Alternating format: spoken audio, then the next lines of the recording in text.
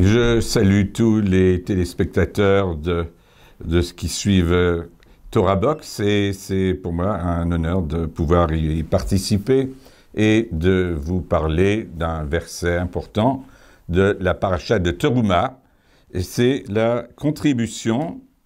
et c'est le sujet que je voudrais aborder, que l'essentiel, ce n'est pas l'apparence, l'essentiel, c'est ce qui se passe au niveau de l'intériorité.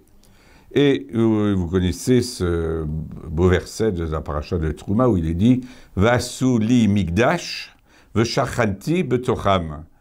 Voilà, faites-moi un sanctuaire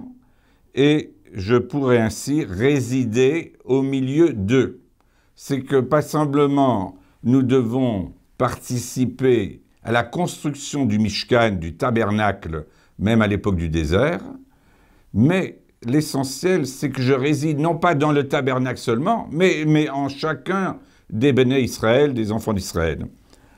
Il y a une anecdote qui nous est rapportée par un maître qui nous dit qu'un homme qui était très riche, cossu, il avait offert à son fils un beau portefeuille en cuir. Et cela a déclenché une jalousie de son copain qui disait « Oh ben c'est lui, il a un si beau portefeuille, moi aussi j'aurais envie d'avoir un beau portefeuille ». Malheureusement, le copain n'avait pas bénéficié de fonds pour acheter ce portefeuille en cuir et il avait essayé de collectionner toutes les pièces de monnaie pour essayer d'arriver à se payer un joli portefeuille comme son copain. Mais quand le fils prodigue avait vu toute la difficulté qu'il avait pour réunir l'argent et acheter le portefeuille, il a dit « Mais tu perds ton temps. C'est pas simplement que tu auras un portefeuille, mais est-ce que tu as pensé à pouvoir bénéficier de nombreux sous, c'est-à-dire de recevoir ce qu'il faut, des billets, de nombreux billets dans ton portefeuille. Et c'est ça le plus important, d'avoir beaucoup de billets dans le portefeuille. Le reste n'est qu'une apparence, mais l'importance, c'est qu'on ait la chance d'avoir beaucoup de billets dans sa poche. Et c'est ainsi que nous devons comprendre que les enfants d'Israël, eux-mêmes, ils ont été appelés à contribuer à la construction d'un Mishkan, un tabernacle où il y avait or et argent, et c'était magnifique d'avoir un beau temple itinérant, d'étape en étape dans le désert, et l'essentiel, en fait, n'était pas pour Akadosh Baruch Hu la construction du Mishkan, c'était pas l'or et l'argent qui comptaient, mais c'était qu'il y ait la place pour Akadosh Baruch Hu pour avoir la Ashraat à Shekhinah, c'est-à-dire la présence divine, que ce tabernacle s'ouvre à la providence divine. Et c'est dans cet esprit que nous devons penser à ce temple de Jérusalem, plus tard, qui a succédé, le temple de Jérusalem, qui lui-même a été détruit parce que nous avons fait beaucoup de fautes et que nous devons aujourd'hui essayer de réparer les fautes. Et c'est pour cela que les synagogues sont les ambassades du Beth Amikdash, du temple de Jérusalem. Et c'est cela qui nous amène à comprendre que les synagogues, c'est Mikdash Ma'at, c'est un sanctuaire miniature. Et que le sanctuaire miniature, il a besoin effectivement de gens qui ont pris l'initiative de construire des édifices religieux qui font honneur au judaïsme, et que c'est tout un honneur de voir des belles synagogues superbes et en Eretz Israël et dans la diaspora, et de savoir que finalement, nous disposons encore, malgré les difficultés que traverse le peuple juif et les périodes difficiles où on a même incendié les synagogues, au temps de l'occupation en France, en Allemagne, dans les pays de l'Est, eh bien on voit, et même en allant jusque jusqu'à Salonique. On a vu toutes ces synagogues qui ont été incendiées. Il y a une hostilité souvent que nous vivons au milieu de peuples qui ont pas une sympathie, une empathie, mais qui ont même la volonté de détruire la présence juive dans leur pays. Alors, on voit ici que nous devons comprendre l'importance de la shrina qui puisse avoir sa place. Et c'est pour cela qu'on doit respecter ces synagogues, mais en permettant à Kadosh Baruch Hu de pouvoir y rentrer.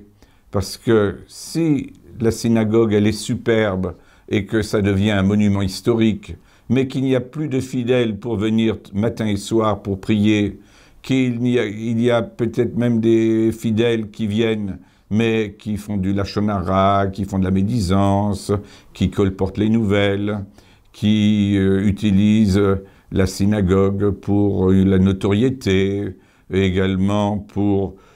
profiter de cet endroit où on offre des apéritifs, et que c'est ainsi une sorte de café du commerce. Eh bien cela, c'est pas... Il ne faut pas chasser la shrina, la présence divine, et à ce moment-là, n'entre plus dans la synagogue. Et c'est pour cela que nous devons être conscients de l'importance de respecter l'endroit où nous prions et où nous étudions. Et c'est cela que par l'Imoud Torah, par l'étude de la Torah, par les prières quotidiennes qui se déroulent quotidiennement chaque jour, chaque après-midi, chaque soir, chaque matin, et que c'est un lieu de vie et non pas un lieu qui nous rappelle une histoire, mais qui nous rapproche du futur que nous attendons avec la venue du Mashiach. C'est cela le but principal, de construire des belles synagogues, mais qui soient emplies de cette possibilité pour Akadosh Baruch Hu d'y résider. Et c'est donc dans cet esprit que nous voyons que nous devons nous éloigner des bavardages futiles dans nos synagogues et essayer de comprendre chaque mot que nous récitons, que nous prions, que nous présentons à Akadosh Baruch Hu.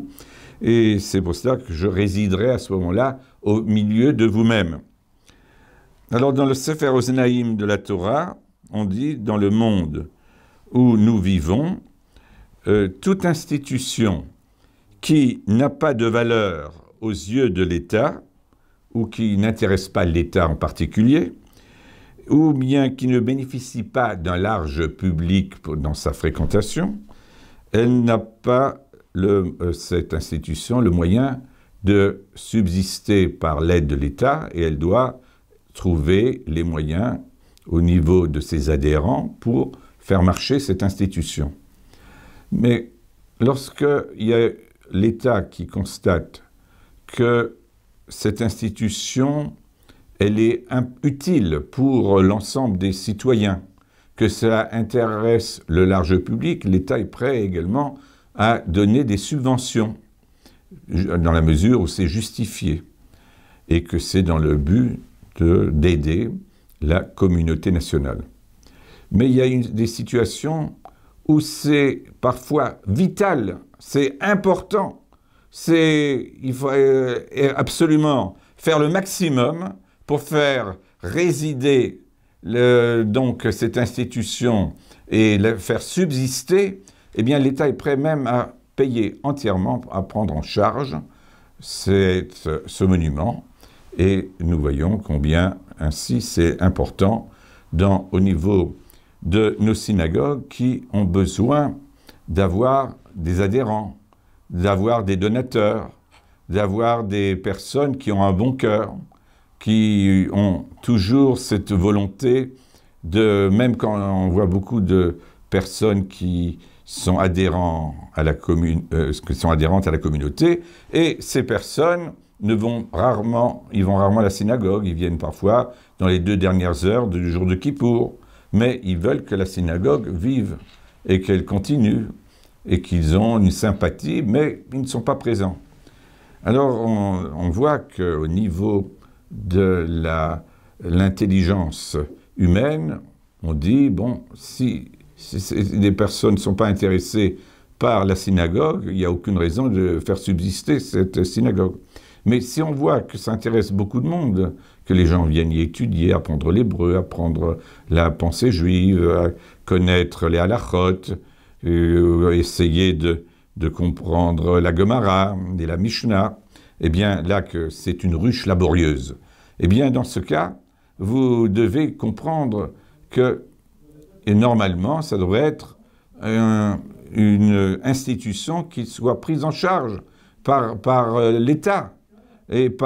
si on est dans l'État d'Israël, eh bien ça devrait être important de permettre qu'Akadosh Baruch Hu puisse rentrer dans ces synagogues qui sont des synagogues qui sont des modèles dans l'amour de l'étude de la Torah et de l'amour de la Tefila et de la Tzedaka. Alors on serait tenté de dire, c'est à l'État de prendre tout en charge. Eh bien non, Akadosh Baruch Hu dit, c'est pas moi qui dois vous payer. C'est tellement important que c'est vous qui montrez, ne dites lève, que vous avez une générosité et qu'on demande que les yeshivot, que les synagogues, les Bate Knesset, elles doivent finalement pas tant tout de l'État, mais que tous les coreligionnaires aiment tellement le Olam HaTorah qu'on donne du mieux possible. Et c'est cela qu'Akadosh Baruch Hu dit que vous devez montrer votre intérêt, que chacun, il est dit, rak mais et kol ish asher yidveno libo, que c'est le Mishkan, il a dû être le tabernacle construit et payé par tous les gens de bonne volonté. Et c'est pas simplement, dans le troisième temple de Jérusalem, on dit que c'est Akadosh Baruch Hu qui va nous livrer le temple de Jérusalem et que ce sera vraiment un cadeau du ciel au temps de l'arrivée du Messie. Eh bien, on dit que chacun doit faire cet effort. Et le Goy Echad Beretz Yachid, c'est-à-dire que Akadosh Baruch Hu, qui est Yachid Bashamayim Ubaretz, qui est unique, l'unicité de l'Éternel, aussi bien sur terre que dans les cieux, eh bien, c'est la présence divine auprès du peuple d'Israël, qu'elle bénéficie d'un peuple qui a une telle générosité, qui donne du mieux possible pour faire subsister ces instances qui sont essentielles pour la survie du peuple juif, que si nous n'avons pas de synagogue, que nous n'avons plus des yeshivot, que nous n'avons plus des écoles qui étudient également la Torah et pas seulement les sciences et les langues, ou les mathématiques, ou la physique, mais qu'il y ait également ce qui permet au monde de subsister, l'étude de la Torah, eh bien, c'est Hachem qui va résider dans le peuple juif pour les mettre à l'abri de tous les dangers qui nous entourent. Et c'est pour cela que le peuple juif se distingue par ce don de soi-même, et que nous avons vu que même au niveau de la pandémie qui existe aujourd'hui, et qui est maintenant une magéfa, c'est-à-dire une plaie qui atteint maintenant le monde entier, que c'est véritablement un danger public, mais on voit le peuple qui a montré cette grande générosité, c'est l'État d'Israël avec tous ses habitants qui ont accepté, tous les habitants, le vaccin pour ne pas simplement se protéger eux-mêmes, mais pour protéger les autres. Je me rappelle, quand c'était au mois de mars dernier, on nous invitait, au moment de la déclaration de cette épidémie, on nous demandait de mettre des masques. Moi, j'étais un pionnier pour mettre des masques, et on me regardait un peu comme un personnage déséquilibré qui met un masque. Alors, ils m'ont dit, mais vous êtes malade à ce point-là que vous devez porter un masque? Je dis, mais non, je porte un masque pour ne pas vous contaminer. On ne sait pas si je suis atteint par le Covid numéro 19. Alors, à ce moment-là, on fait une sorte d'entraide, et que nous vivons avec cette générosité. Le peuple juif, il se donne souvent, même des personnes qui sont parfois peu pratiquantes, mais qui donnent de l'argent, les yeshivot, qui donnent de l'argent au peuple, à tous les maîtres pour qu'ils puissent subsister. Eh bien, c'est l'importance de ce don de soi, de savoir donner la tefila, la teshuvah, la tzedaka, eh bien, c'est cela, les 3 principes fondamentaux qui guident tout juif. Eh bien, je souhaite que, à l'image de tous ceux qui sont sortis d'Égypte et qui sont restés dans le désert pendant 40 ans, mais qui ont donné de l'argent et de l'or et de l'argent dont ils bénéficiaient, eh bien, ils ont montré l'exemple de cette générosité pour faire que le Mishkan puisse jouer son rôle d'ambassade d'Akadosh Baruch Hu et que, Mirtz Hashem, nous soyons tous véritablement récompensés par l'arrivée des temps messianiques où nous vivrons tous dans l'harmonie et dans l'amour d'Hashem Yitbarach. Amen. V'chen Yireh Ratzon. Merci pour votre attention. Les éditions Torah Box, c'est des dizaines et des dizaines de livres pour les petits comme les plus grands, sur tous les sujets de la vie juive et abordés de manière accessible à tous. Paracha, histoire pour les enfants, construction personnelle, couple, Shabbat, fête juive, biographie. Chaque mois, c'est 2 nouveaux livres édités, vendus au prix les moins chers du marché et livrés partout dans le monde. Il vous suffit de les commander sur le site Torah Box à tout moment, pour les offrir à votre communauté, à vos proches ou pour renforcer vos connaissances avant les fêtes. Les éditions Torah Box, des livres sur mesure pour vous.